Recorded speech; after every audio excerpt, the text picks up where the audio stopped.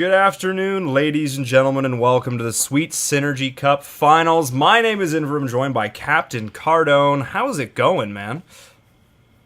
Your mic is muted in Skype.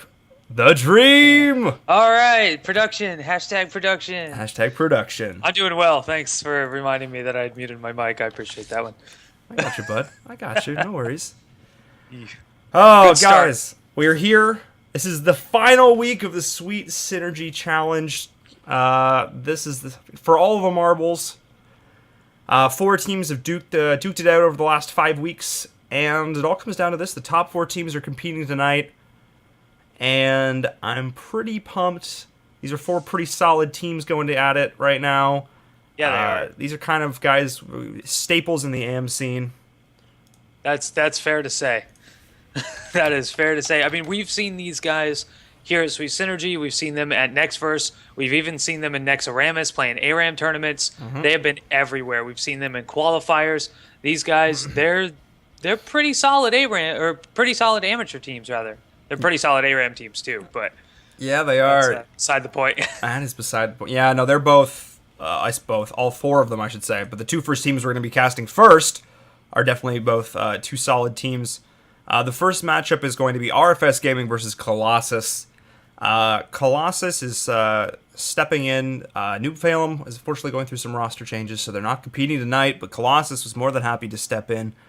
There is actually, I believe, is there a prize pool today? I want to say that there is. I believe there is, but to be honest, you don't? That's fine. I think, guys, it's $50 plus Blizzard swag. I'm not entirely sure what that entails.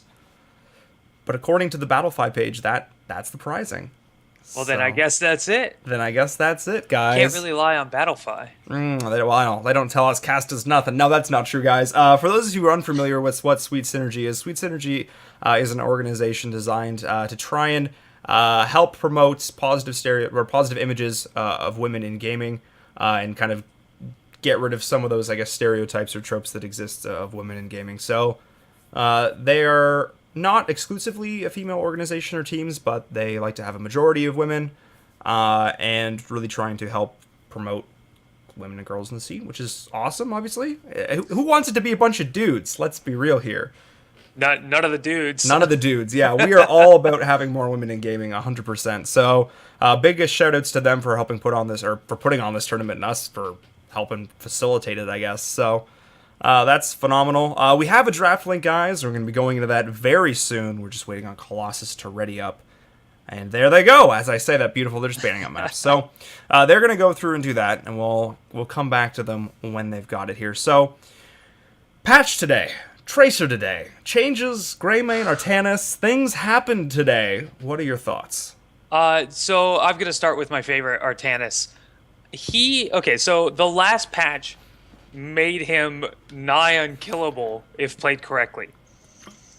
Like, I have seen Artanis's 1v3. I was actually watching Gilly earlier today. Her and 2 of her friends on comms could not kill Artanis. 1v3. He took down all 3 of them. It was fantastic. They had stuns. They had KT with his gravity lapse. They couldn't kill him. I thought it was amazing. So the problem here is they said, you know what? We're going to give him Zealot charge for free, basically. Half range, but it's Zealot charge. Yeah. And I think that's great. He absolutely needs it. The problem is they reverted all his health and regen stats back to what they were to begin with. I didn't know that, actually. Yes. That for me was the big change that made him viable again. Mm-hmm. That and then the level 16 shield talent were the 2 that made him you can play him in Hero League at that point. So I'm a little concerned. I haven't had time to test it because we've been doing this stuff and other esports related things all evening. So yeah, I want to test it so bad just to see if I notice a difference. But that to me is the biggest change. But that's just because I like Artanis. Yeah, Artanis is definitely, he's an interesting hero. He's definitely a fun hero and a surprisingly high skill cap hero. Yes, he's a balls to the wall hero. If you're not going in, you're dead. Yeah, he needs to be fighting. And yeah, I think it's interesting. I guess I skimmed the patch notes, I'll be honest. Today was a relatively busy day. But Yeah, it was. Yeah, I wasn't aware about the health spec changes, but the other big change to Greymane as well. And obviously Yep. Tracer. We'll discuss this more obviously as we're going forward, guys, because we do have a draft. So just a reminder, these are best of threes. The finals are going to be a best of five. We're going to have to cast all three series today, guys, which is phenomenal. So we're going to be hopping into this first draft. It's going to be RFS versus Colossus on Infernal Shrines, a map we see a lot of teams favoring right now. Everyone seems to love it. And I understand why. It's a very balanced map. It's a very fun map too. It's got a lot going for it in its mechanics and the way that you can play the map.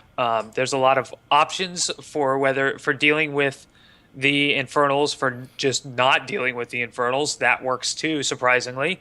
So it gives players a lot of things they can go off of.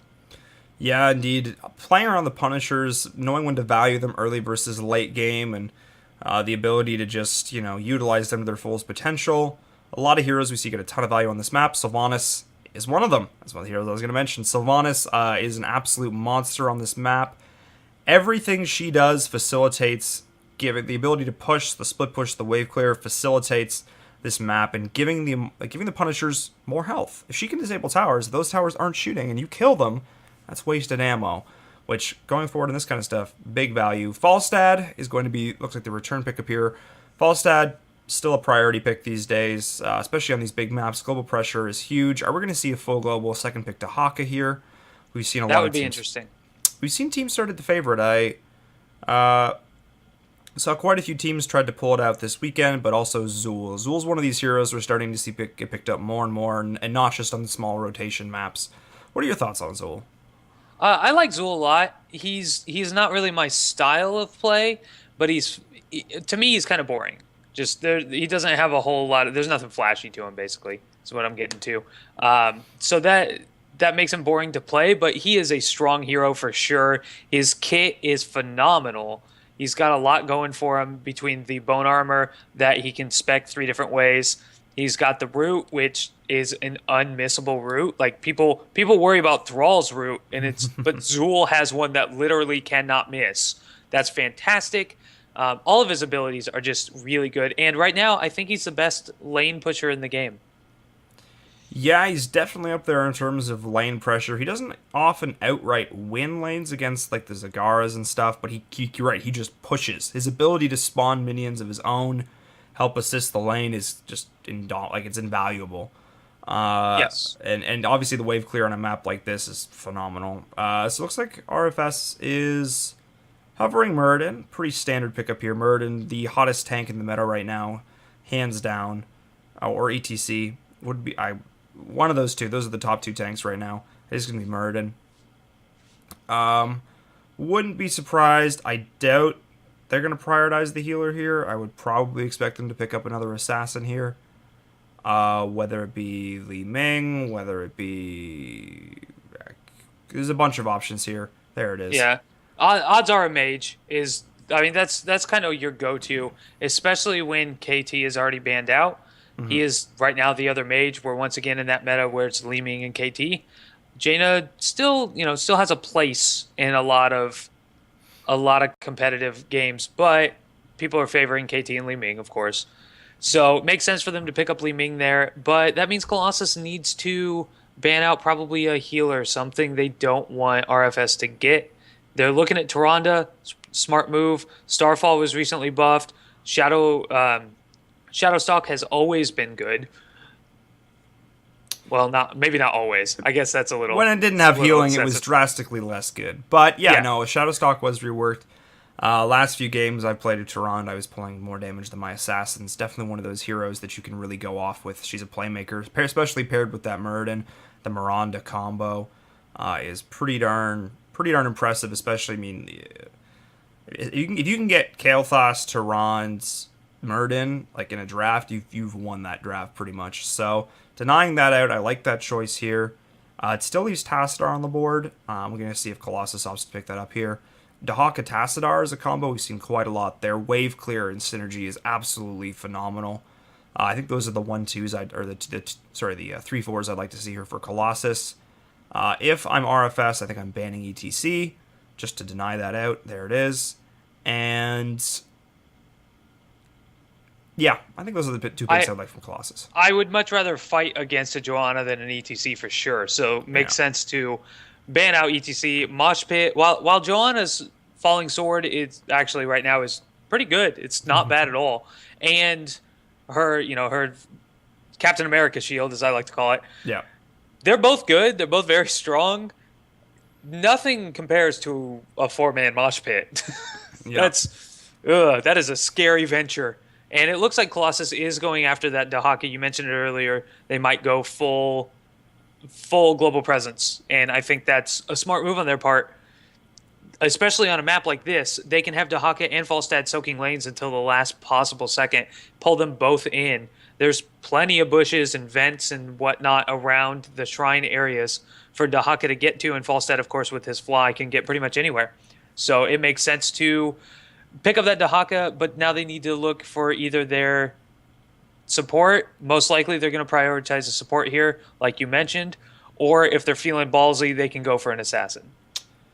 Yeah, I think Tassadar is kind of a must here. The question is, do they go Brightwing Tass or do they go Rhaegar Tass? And in what order do they pick it in here? They're going to be a little damage light with this comp, but are they actually going to go with Uther?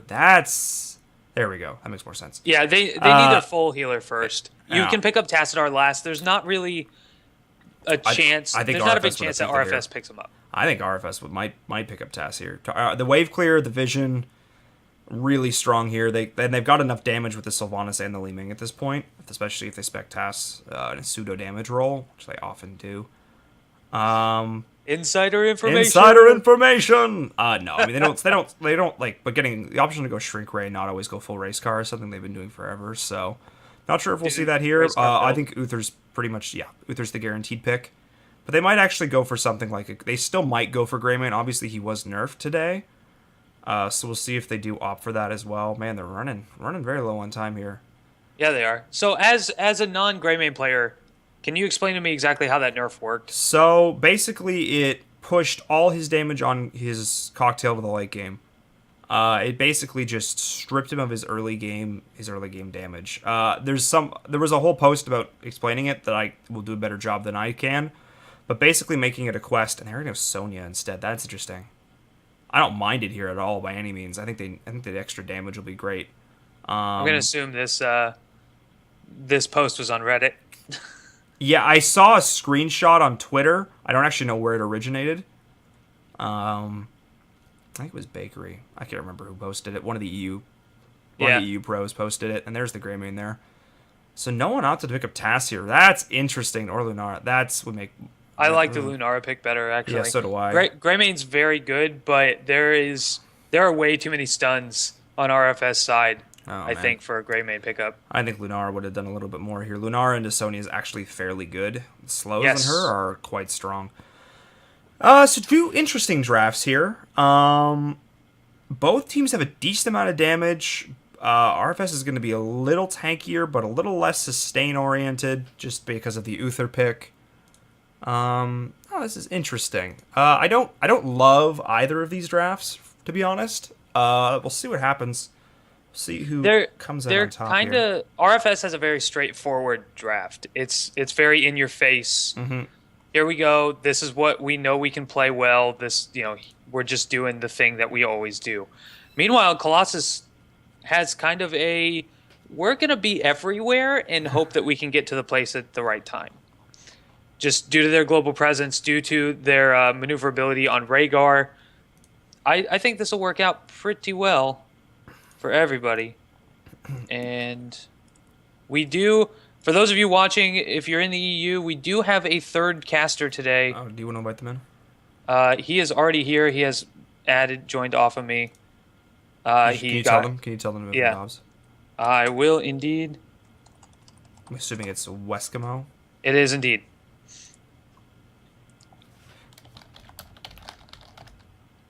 Cool. Yeah. Guys, we're going to be hopping into this first game very shortly. Thank you for being. I'm actually going to tweet this out because you guys should tweet this out too because there's only a few of you there. I feel like we could have a lot more folks in here, guys. So if you're excited for these sweet Synergy Challenge, guys, this is the finals. This is what it all comes down to. I feel like you guys should hop onto that Twitter and help spread the word a little bit here, folks. So we're gonna get this going, guys. We're gonna be hopping into this first game very shortly. There we are. Whose team am I on? They're asking. I like how whose was said normally, and the rest of it was panic. Whose team am I on? Oh, Hexo's actually playing with them right now. And GS Lewis? What? Yeah, so I was looking at their their team on Battlefy is not their actual team. Mm-hmm. It's because they've had So many roster changes. They've had a bunch of roster changes and they never updated that. And they've told us about it. Like I've talked to them about it because there was some confusion in next verse about, hey, whoa, there's people on your team that aren't on your team. So they've had some roster changes. It's all good, but yeah, it'll be interesting to see how they do with these changes. Yeah, it'll be interesting. The reason I shouted out at GS Lewis, I used to play with him back on Vault. So we have a very long history, me and Ross. So it's kind of fun seeing him. He kind of quit. Casters are ready, bud. Ready. It's yeah. So it's he kind of quit HOTS for about 6 months, but he's come back. So it's great to see him playing competitively again. Man is one of the most individually skilled Heroes of the Storm players I've ever seen.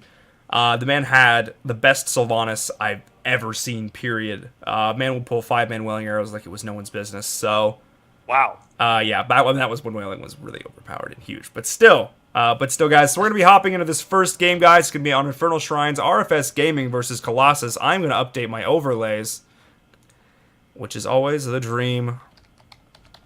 Gotta love doing that. When I'm not casting Cog, it is in fact Colossus. I hope you know who the other team is too. Yeah, I do a little bit. So I gotta say, I'm excited for tonight. I know most of these players, so it's interesting to see them play up against each other.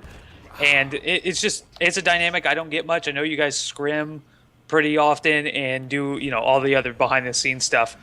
But when it comes to casting teams like this, the finals are always the most fun. Oh yeah, man, and my mic got muted for like 2 seconds during that. I apologize, everyone. Do you want to start us off introducing these teams, though, man? Sure. On the left side, we have RFS. Playing Mirrodin is Percival. Ethics is playing Uther. Lord Satan on Sonya.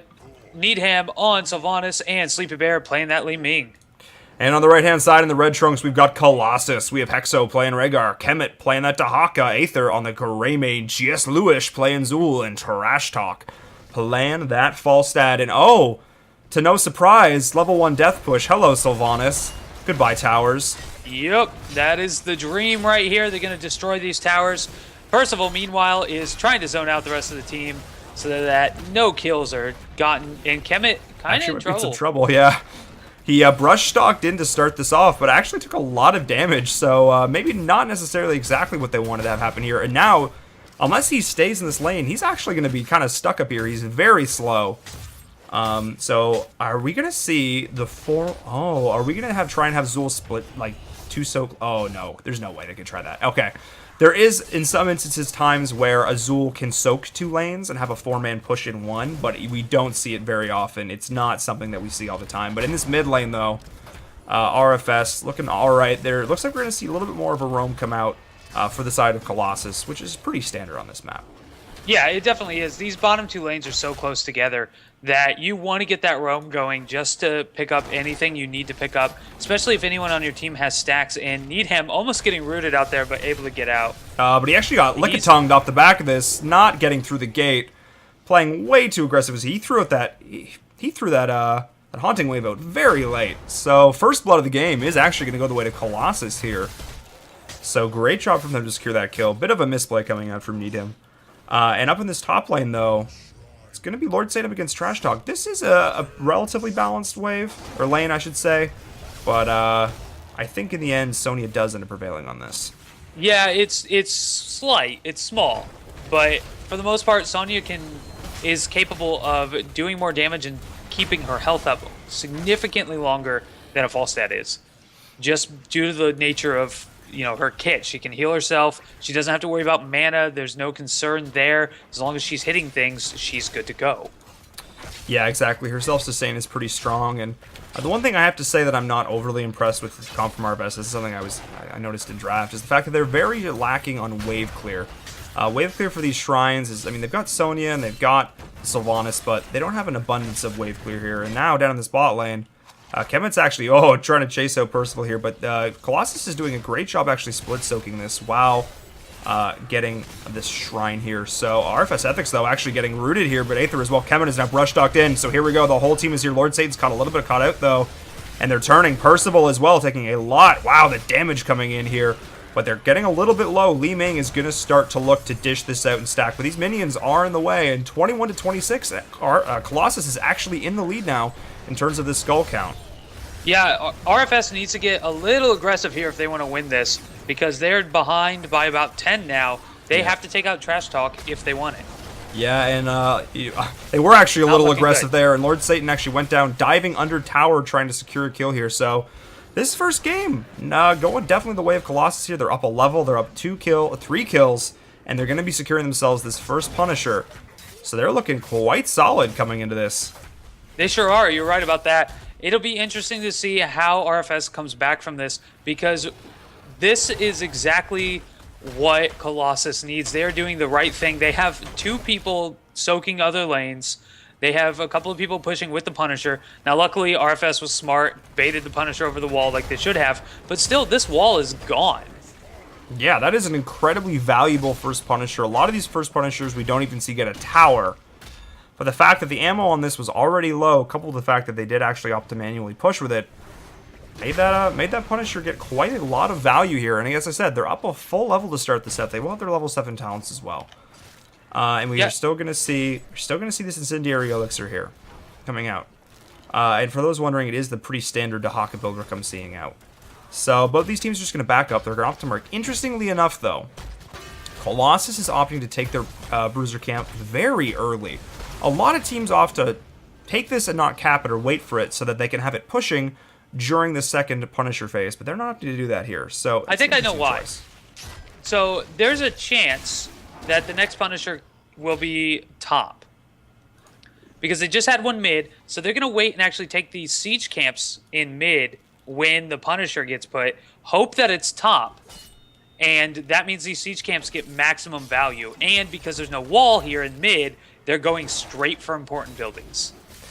Yeah, I wonder if, that's definitely a possibility in terms of their strategy here. Obviously, it is RNG, so there's a possibility that it's going to spawn in bot. But either way, this, unfortunately, though, for them, this bruiser camp is going to get capped out. But in the mid lane, though, RFS Ethics is actually getting gone on. He's dodging out the hammering here. But Exo is actually diving in real deep for this, but he's actually turning under tower, taking a lot of damage off the back of this. That was a little bit of an overextension here. And now Sonya is backing up, going to take this bruiser camp. The next Punisher is going to be spawning in about now. And so this is going to be pretty well timed out. It is going to be top, though. Yep. So they definitely should have waited on those bruiser camps. Yeah. I mean, it's not going to end up being getting a ton of value here either way. But so they're RFS now, as I said, going to cap this. So this is something that Colossus is going to have to deal with. However, the race to 10 is handedly being won by Colossus right now. So if RFS needs to make something happen, it needs to be right now. And Ethics is looking for it. But wow, the splash damage coming out in Ethics. Oh man, he's getting gone on. And the turn is here. Is he going to go down? One more auto attack. Oh, dodging through the vents, and Trash Talk might have gone a little bit too far. And yes, he is going to go down. Oh, the greed was so real. Hexo's going to fall as well. GS Lewis is caught in real deep. But Kemet is here. Is the damage there? Yeah. Oh, the Stormbolt didn't connect. Oh, it went out on Aether instead. Lewis somehow survived. And Ethics, I have no idea how he lived through that. Dodging the lines of sight. It was close. That was a really smart dive on his part up into the objective to make sure that nobody could see him. And because Falstad had already used his Hammerang, he couldn't throw it out again. It was on cooldown. He was waiting. Yeah. So it worked out pretty well in their favor. They're also going to get 10 here any second, as long as Sleepy Bear doesn't suicide right here. Yeah, Sleepy Bear getting caught up with a great peel coming in, and GS Lewis is looking for it. Satan's here as well, but 18-1, so they're just waiting for the rest of the team to come in. Obviously, with this fully global comp, as we mentioned, it is quite easy for Colossus to get themselves around the map, but RFS, they've got their taps. They're going to come in here. They both got 10. They're going to look to make something happen here. The fight's real. There we go. The damage is coming in. The stuns. The Ancestral is going to be there, though. Personal taking a lot of damage, popping Avatar. There we go. D-Shield as well on Satan, though, but he's now caught out. There's the Isolation and the Poison Nova, and he is going to go down, but is the damage going to be here in return? Can Li Ming start to chain? 1, 2, 3. Sleepy Bear is looking for it. Four Sleepy people dead instantly. And that is the power of Li Ming right there. Resets for days. That splash damage was absolutely unreal. And Sleepy Bear showing why he's one of the top assassin players in North America. The man is just a monster. And this is also going to be the Punisher for them. Oh me, oh my. That was I gotta crazy. say, when I played up against RFS the other day in an ARAM game, I was really happy Sleepy Bear did not get an assassin.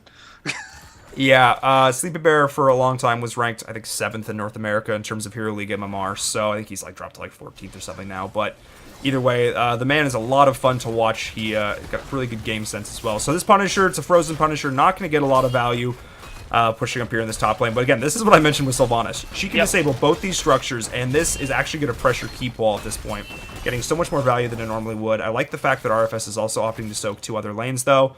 They're not going to give up any XP here. I do want to point out a small change that happened today. This Punisher is actually stronger than it was yesterday. Slightly. Yeah. Because the delay between when the ice shards go down and when they explode is about half a second shorter. Yes, indeed. But up in this top lane, Aether is looking for Ham. And on the fly is here, but Lord Satan as well. Oh, beautiful job with the Mystic Spear. And there's the D-Shield on him, being able to secure his escape there. He actually Mystic Speared Trash Talk before Trash Talk could pull off the auto that would have killed Sleepy Bear.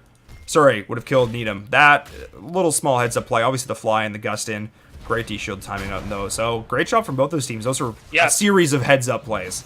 Yeah, excellent on both sides to do exactly what they needed to do. Trash Talk almost had that kill, but smart fly positioning. The only problem he had is somebody was in that vent and could see where he was landing.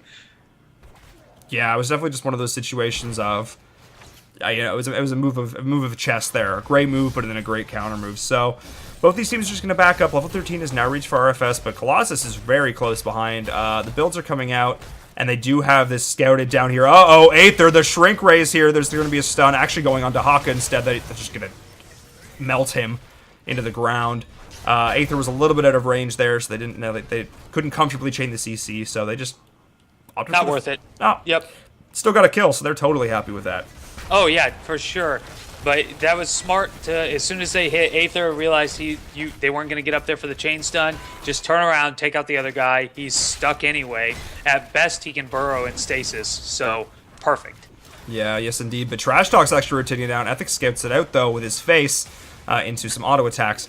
Here we go. Kevin's here, too. The whole team is here. This is actually a 4v5, and this is the power of the global. RFS just wants to run.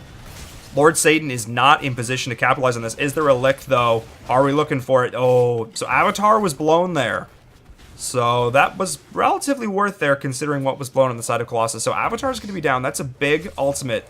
It's not going to be there for this next Shrine fight, or most of it. So good job baiting that out from Colossus. That was really showing off the power of their comp right there.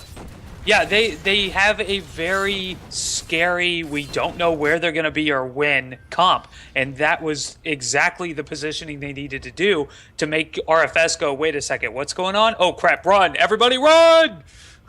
And oh, yeah. It worked. It worked. It worked. Yep. And now RFS is, they captured the Bruiser camp. Colossus returned the favor by capping up the siege. Both these teams are just going to opt to clear those up. This top Bruiser camp will push into keep, will do get some serious damage if not dealt with. So that's one thing that RFS has done a very good job of this game, is capping those Bruiser camps when the altars, the shrines are spawning. Really wanting to get maximum value out of those. And here we go. The fight is about to break out. Kemet, he's looking for a tongue on a squishy. He wants Sleepy. They really want this to come out. He's going to pop that stasis. That's actually very early in this fight. And there we go. Great cleanse coming out. Percival, I guess I said he doesn't have this, but the Wailing Arrow in the backline, and there's the Poison Nova. Can connect on everyone, but Greymane does go down. So great job there to secure that kill, but the Poison Nova is ticking them in. Percival's looking for the aggression, though. There it is, and there's the D-Shield on him. He's going to go absolutely ham with the Li Ming damage. Kemet, can he survive? Barely surviving there. There is nothing left there. There is nothing left indeed, and Ancestral went down. Percival actually got that Avatar back in the midst of his fight, so still going out on the back of this, but he's going to have to back out, is Kemet, but he can just, luckily for him, he can just burrow back in, but it's a little bit too late. This is going to be an arcane Punisher for RFS, and at almost 12 minutes into the game, it's starting to hurt a little bit. Yeah, and it's still the strongest Punisher. They have yet to make the other two anywhere near the power of this Arcane Punisher here. It is going to push in, and especially with Needham able to lock down those buildings, this fort is guaranteed destroyed. Although Falstad, Trash Talk on Falstad looks like he is getting those stacks. Oh, yeah. Because he just hit Needham and took down half his health. Yeah, that was an absolutely huge amount of health right there gone. Sylvanas is pretty squishy, but damn, that looked like it hurt. But this Punisher is still full health. Power Sylvanas, there's the jump. Uh-oh, Trash Talk getting a little bit caught out there. Was no stun to fall up there because Hexa was actually caught in that as well. But yeah, there you mentioned the stacks are coming in, getting pretty darn real. Percival's getting pretty ham on this as well, and this is still a half health Punisher. The Hawk is down in this bot lane, trying to split Soak 16, and there we go. The Gust is going to come out, but level 16 is reached for the side of RFS. Pretty standard talent choices coming out across the board, and great job from them to bait this Punisher down. But it doesn't really matter because, hey, Sylvanas, there's a reason she's first pick worthy on this map, guys, and it's this reason right here. One more. There we go, Percy. You got this. I was like, are they going to leave it? I doubt they're going to leave it, but... Yeah. Yeah, so RFS has really turned this game around from the beginning. Oh, yeah. We saw at the beginning they were getting dominated. Just, just a couple of bad team fights, and wow, speaking of dominated... Party Bush was not at all prepared. You are not prepared. No, Thank no, you. it didn't. But damn, that looked like it hurt. GS Lewis, the man, the myth, the legend, unfortunately getting absolutely wrecked there. Chinese bush gank meta is oh surreal. And here we go. They're pushing in once again. They timed out this bruiser camp. Look at one person going back to cap that. The rest of the team following up with it here. I didn't even catch them going back to get this, but what a heads up play to push with this. I missed it too. Yeah. I was more focused on the Zool getting absolutely deleted on the back of this. So now the pressure's here. Dahaka almost split pushed down that bot fort. So great job trying to get some global pressure here. But a keep is now down for Colossus. This middle lane is going to be in trouble the entire rest of the game. Yeah. Luckily, it is the easiest lane to deal with. Yes. But there's the turn on Dahaka. Oh, and the great cleanse coming in the burrow. Aether's in the backline, though. Can they turn on this in Percival as well? There's the Poison Nova going in, the Ancestral Healing as well. But Lord Satan's in a bit of trouble here. Ham got the D-Shield, so they're in a little bit of a rough spot here. The damage is not here. There we go. Sonya's actually going to be fighting into that choke, into the Zool, is not what you want to be doing. And Percival, he does have that Dwarf Toss. He is going to be able to get out here. And Aether as well. They're looking for it. Can the heals come in? Yes, that Gimland Cocktail not quite connecting.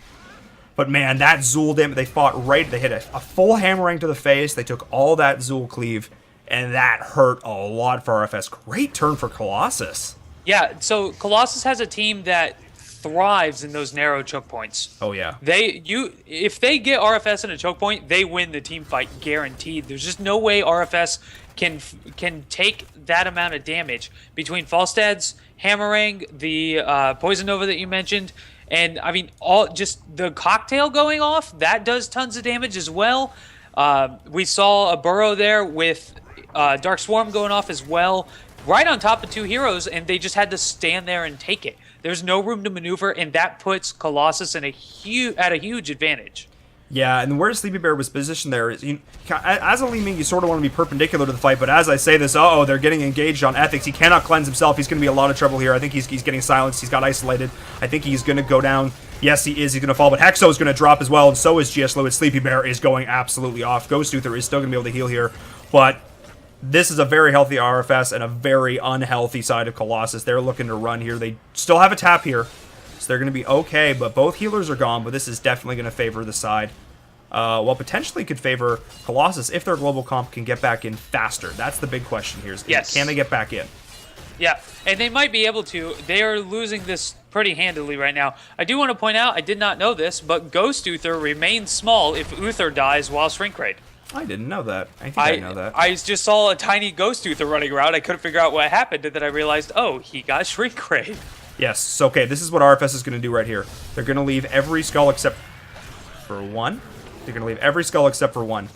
They're going to wait for Uther to come back up, and then they're going to, cap this out. Wait for him with 1 second. Yep, there we go. So they intentionally waited there. Oh, GS Lewis, though, getting burned down from that Disintegrate. That Li Ming damage from Sleepy Bear is absolutely insane. And Sleepy, here's Sleepy. Definitely one of those players that you've got to watch out for. One of those just dominant melee, one of those assassin players, rather. And now, level 19 to 18, Colossus, they've pulled off some beautiful plays in this game, but they just haven't been able to quite follow up and execute perfectly. I think there's a chance for them to fight and turn this right now. This is their shot before level 20s reach for RFS. They've got to make something happen here. Can they do it? I don't know. It's a tough fight for them with this Sylvanas on the other side and the Li-Ming damage. They cannot put out enough damage to stop these Punishers quickly enough. Yeah, and wow, this follow-up stuff. Oh, great cleanse, though, coming in from Hexo. Beautiful job. The X-Gale Force Esports member is making it work here. There's the Ancestral as well as the Burrow and the Gust coming in. Lord Satan is now caught out alone on core, but does he care? Absolutely not. Level 20 is still reached, and they are going ham on the core, and there we go. There's the kill onto Falstad. RFS Needham getting really low in the backline with a beautiful D-Shield to keep him alive, and there's the turn to Li-Ming damage. Not going to be there, but are the heals going to be enough? Ham is looking very scared. There we go. The Uther Q is here. And now Aether's looking for it, but is it going to be enough? He's flying around. Hexo as well. Shrink Raid, he's caught out. Aether getting zoned as well. Sylvanas is actually going to drop, though, and so is Sonya. But the caddies are here. There's two lanes pushing on a core. I think this is still going to be it. Ethics is alive. Caddies themselves are going to take... Oh, maybe not. This is GG's, though, yeah, still. No, that's it. This is game, guys. So game number 1 is going to go the way of RFS Gaming. GG, well played coming out, but still... 14 kills to 8, 20 to 20. This was a close game. Yeah, it was. The buildings don't really show that. RFS had a lot more building pressure on throughout the game, but that's what their comp was designed to do. They wanted to go in, burst down buildings, and just shut everything down so that they could just hammer away at it. Yeah, absolutely. And that Sylvanas damage, absolutely insane, guys. I call Sylvanas my favorite assassin because she can just dish out the damage. I know she's not actually an assassin, guys.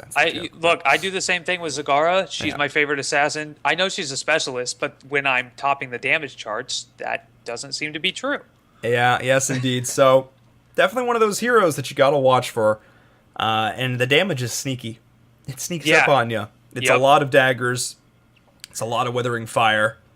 So despite a sloppy early game from RFS, they were able to turn the team fights late game, execute some great bush ganks, they just chained their CC really well and were able to just blow people up.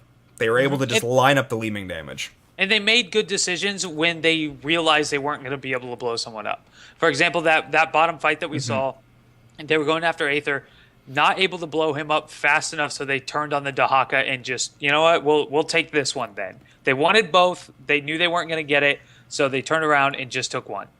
Yeah, they really bodied it out there. It was, again, one of those situations where the shrink rate already gone down on Greymane, but you know what? He's gone too far, so we're just going to reprioritize targets, and good job from them. So yeah, definitely not the tightest game of all time, but I think they picked it up towards the end. And Colossus, though, definitely potential to come back fighting in this next game. I think their draft, it was definitely, the few times they were able to really execute the global comp, it worked really well. It worked phenomenally. The few times they were like, when Sony was stuck in that top lane, they were able to come down, and they weren't quite able to follow up on the kills, unfortunately.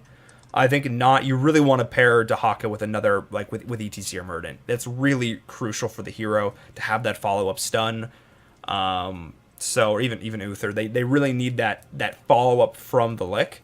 They didn't quite have it here. So maybe that's something if they're going to look to run Dahaka again for them to come out here. So, guys, that's our first game of the night here with the Sweet Synergy Challenge. My name is Enver. I'm joined by Captain Cardone. It's good to be here, man. Yeah. It's good to be here. Yeah. We weren't sure who was going to cast this. We knew you were. Well, I think I decided to cast it last night. Yeah, there you go. I was like, dude, you were like, oh, you casting? I'm like, yeah, I'm casting. Unfortunately, Jay Howe was put, but just because of some stuff came up, so. He has been a very busy man this past week. So, yeah. Understandable. He's got other things going on. He said, guys, I'm not going to be able to be there. And then I panicked because, like, who could I get on backup? And then Varam's like, no, you're doing it.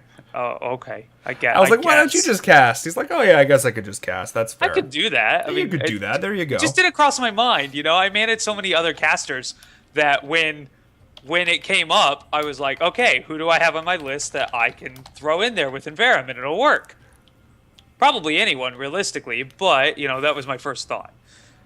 Yeah, I mean, I pride the fact that I like to work with anyone and everyone, so... but, you know, you and I have got a pretty fair history of casting together now.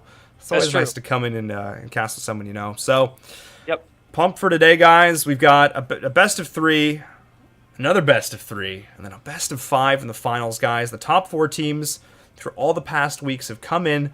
This is for all the marble guys, all the marbles, plural marbles, and this is for all the money as well. So looking forward to that. Next game. Maybe that's the swag that they're getting is 1 Blizzard marble. Yeah, 1 Blizzard marble. Yeah. That's it. That's what they get. Congrats. Thanks for showing up. Could you imagine? Dude, I would take it. I would like buy a little. I would have somebody build me like a little pedestal for it. It'd be worth it. Blizzard gave me this marble. Yeah. I will cherish this marble. Exactly. One thing I do want to mention before we get into our next drafts, while the teams are setting that up, is this weekend our Gamespresso tournament is gonna be here. So make sure you go sign up for that. I will get a link as soon as an admin sends me one. Hold on, I'll get a link. You will get a link, I believe, man. Yeah, so they do it every once a month, I think. Mm-hmm. They have a tournament once a month, and they, decent prize pool. They're going for trying to get as many teams in there as possible. And so if you're interested in that, please get signed up. You can find them on Battlefy too. If you just Google search Battlefy Gamespresso, it'll pop right up, I'm sure. Battlefy really needs to have an internal search function, though. Oh my god, I tweet them like every week. Like, please build this. It's really not hard to build this, guys. I'm terrible at web design, and I think I could do it. I could build them the algorithm, at least, that does it. But it's please Battlefy. It makes it really hard to search for things. They have an internal one if you go to an organization. Yes, you can look for all the, You can look through there, you can search all those, but you can't search just any tournament on the web. And that's so they already have all the algorithms. It's built in already. It's already there. They just got to move it and make sure it's searching through everything. Make it public. Yep, exactly. So I did send you a draft link. Oh, sweet. So we're going to hopefully be hopping into this quite shortly. I have informed RFS that we are ready. And hopefully that will get passed along to Trash Talk. I could probably just message Trash Talk and tell him that. Cool. So before the last cast, we were talking about changes made today, and we never got around to Tracer. Tracer's kind of in the Nexus. She's in the Nexus for those of you who spent money buying Overwatch. Don't pre-order video games. Don't. I never do anymore. I mean, I've been playing Overwatch since Second Wave, but so I know everyone hates me. Do you realize how many? I actually got hate messages. I got blatant hate messages. It was me and LZ Gamer, the one other person on my friends list who got into Overwatch, and I legitimately I hate you. Like, I don't think they were joking. I really don't. So I have a little more experience with Overwatch than some. So I probably should have pre-ordered it, frankly, because I will play it. I do like the game. But it's a fun game. I'm enjoying it. It seems a little simple, to be honest. Like, I know other people don't agree with that, but it feels a lot like TF2. Oh, it's Blizzard TF2. It is. Yeah. Oh, yeah. I don't know. I'm weird. I get bored of games like that really fast, especially first-person versions of games like that. MOBAs, I have fun playing most of the time, but when it comes to that, it's still fun. I love all the different heroes, or do they call them heroes? I don't know. Yeah, they call them heroes. Each game has their own vernacular that they use. So as long as you don't say champions, we're good. All their champions. All the different Warcraft. Lol plebs. All the different Warcraft models. God. Dude, remember those days? Warcraft? Warcraft 3 Dota? I played the crap out of that, and then I couldn't figure... And then Dota showed up, and I was like, oh, people are actually doing this now? It's popular? It spawned a genre. I know. And... What was the other one? One of the... helped spawn the MOBA genre. Can't remember. Original Warcraft 3, Dota All-Stars. Yeah. Warcraft 3 All-Stars. Back in the day. They were fun games. I never really played it. I got into Dota and Dota 2. But a little before, I played Age of Empires. Like, it was no one's business. Oh, dude. I still play AoE 2. Yeah. Oh, dude, the Conquerors? It's so unreal. Unreal. So good. How do you turn this thing on? Unreal. Yeah. How do you turn this thing on? I forgot about that. That's a cheat code. You get a Cobra with You a get Gatling car gun with mounted to the front. machine guns on Yeah. it. Man, that was a sweet cheat. I love that one. Yeah.